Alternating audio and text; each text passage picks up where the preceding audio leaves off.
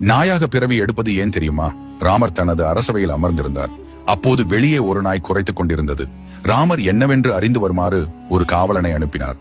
காவலன் நாயை துரத்திவிட்டு ராமரிடம் வந்து காரணமின்றி குறைத்த அந்த நாயை இந்த பகுதியை விட்டே துரத்தி விட்டேன் என்றான். சற்று நேரம் கழித்து மீண்டும் அந்த நாய் குறைக்க அதே காவலன் விரைந்து சென்று அதை துரத்தினான். இந்த நிகழ்வானது தொடர்ந்து நடந்தது.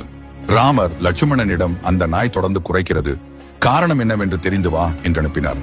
லட்சுமணன் நாயின் அருகில் சென்று உன் துயரத்துக்கு காரணம் என்ன என்று கேட்டான். அந்த நாய் ஈனஸ்வர குரலில் பேசத் தொடங்கியது. ராமரை வரச் சொல்லுங்கள், எனக்கு நீதி வேண்டும் என்றது. லட்சுமணன் நாய் சொன்னதை ராமரிடம் சொல்ல உடனே ராமர் வெளியே வந்தார். எனது ராஜ்யத்தில் காரணமின்றி எவரும் துயரப்படக்கூடாது.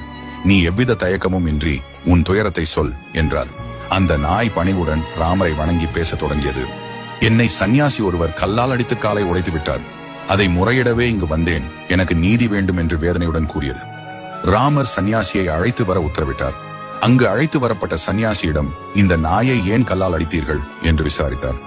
அதற்கு சந்நியாசி, நான் பிச்சை வாங்கி வரும்போது இந்த நாய் எனது பிச்சன்னத்தை தொட முயற்சி செய்தது. அப்போது நான் மிகவும் பசியுடன் இருந்ததால் இந்த நாய் மீது எனக்கு கோபம் ஏற்பட்டது. எனவே அதன் மீது கல் எறிந்தேன் என்றார். ராமர் புன்னகை மாறாத முகத்துடன் அவரை நோக்கி, இந்த நாய் 5 அறிவு படைத்த பிராணி.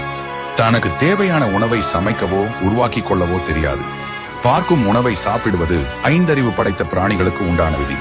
உங்களுக்கு பசி இருப்பது போல் இந்த நாயிற்கும் பசி எடுத்ததினால் உங்களது உணவை சாப்பிட முயற்சி செய்தது. இந்த நாயின் விதிப்படி இது தவறு அல்ல, உமது செயல் குற்றமே என்றார். நாயின் பக்கம் திரும்பிய ராமர், சந்நியாசி உனக்கு கெடுதல் செய்திருப்பதால் இவரை தண்டிக்கும் பொறுப்பை உன்னிடமே ஒப்படைக்கிறேன் என்றார்.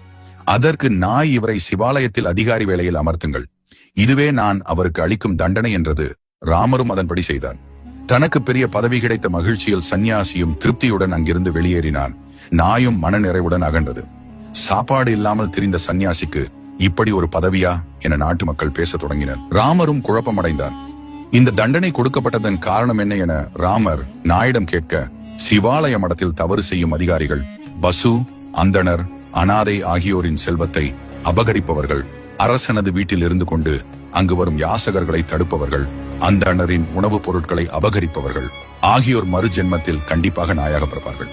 சென்ற பிறவியில் நான் செய்த தவறு இப்போது நாயாக பிறவி எடுத்துள்ளேன். எனவேதான் சந்நியாசிக்கு இப்படி ஒரு தீர்ப்பு வழங்கினேன். இந்த ஜென்மத்தில் எனது பசிக்கு உணவு தராமல் தவறு செய்த சந்நியாசி சிவாலய பணியில் இருந்து நல்ல விதமாக பணி செய்தால் என்னை அடித்த பாவம் தீர்ந்து நன்மை அடைவார். ஆசையின் காரணமாக ஏதேனும் தவறு செய்தால் மீண்டும் பாவம் செய்து நாயாக பிறப்பார் என்று கூறியது. அங்கு கூடியிருந்த அனைவரது சந்தேகமும் தீர்ந்தது.